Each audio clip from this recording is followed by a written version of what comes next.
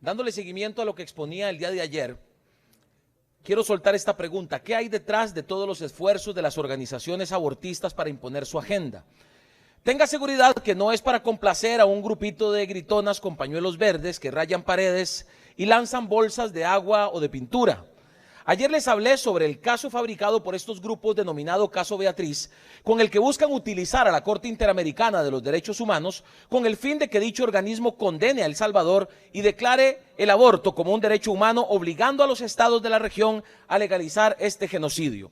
Este caso es fabricado por las organizaciones abortistas que de forma perversa han utilizado el nombre de Beatriz y de su hija Leilani para manipular y engañar. Con total inmoralidad han aprovechado que Beatriz ya no está porque falleció en un accidente de tránsito para imponer un cuento lleno de falacias, manipulación y tergiversación. Beatriz fue utilizada por estos grupos, robaron su información personal, se aprovecharon de su situación de salud, su estado emocional y hasta de su situación socioeconómica. Seguramente le manipularon diciendo que se haría millonaria si ganaba la demanda, y posiblemente lo siguen haciendo con sus familiares. No es la primera vez que estos grupos intentan fabricar un caso para buscar la imposición del aborto. Lo hicieron con el denominado Caso Manuela versus El Salvador, en el cual una madre mató a su hijo recién nacido, no fue un aborto, y estos grupos salieron en defensa de la asesina, y la Corte Interamericana obligó a El Salvador a reducir las penas por infanticidio. Increíble. ¿Por qué estarán tan obsesionados estos grupos con la legalización del aborto? Como lo mencioné ayer, detrás de este caso está CEGIL, una organización que se dedica al litigio estratégico para crear jurisprudencia a favor del aborto, financiada por Open Society Foundation de George Soros. CEGIL es una organización con mucha influencia dentro de la Corte Interamericana. Incluso una de las juezas designadas para ver el caso Beatriz es la argentina Verónica Gómez, quien en su momento fue asesora de CEGIL, juez y parte.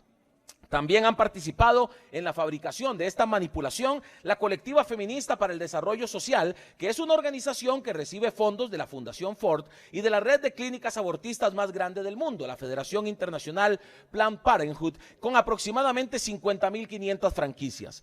Otra de las organizaciones es la Agrupación Ciudadana por la Despenalización del Aborto en El Salvador, un grupo que defiende abiertamente el aborto eugenésico.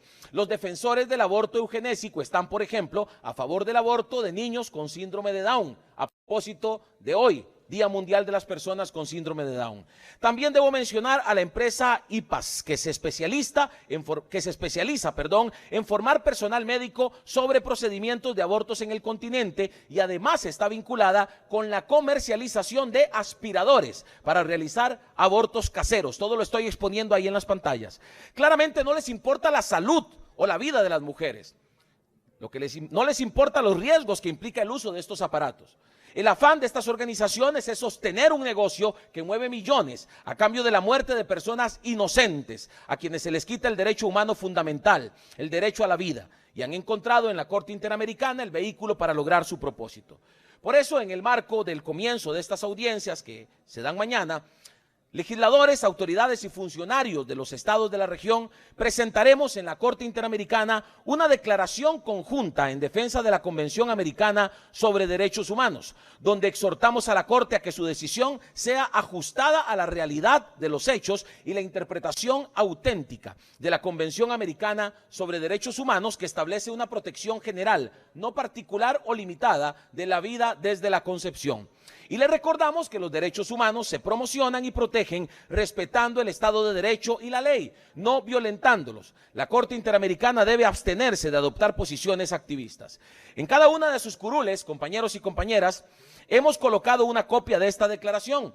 Les pido que la lean para que sepan qué es lo que vamos a presentar, y los que deseen firmarla lo hagan y se unan a esta solicitud para que la Corte Interamericana de los Derechos Humanos respete la vida de los no nacidos. Sé que algunos la firmarán y otros no, o incluso algunos decidirán votarla por ahí.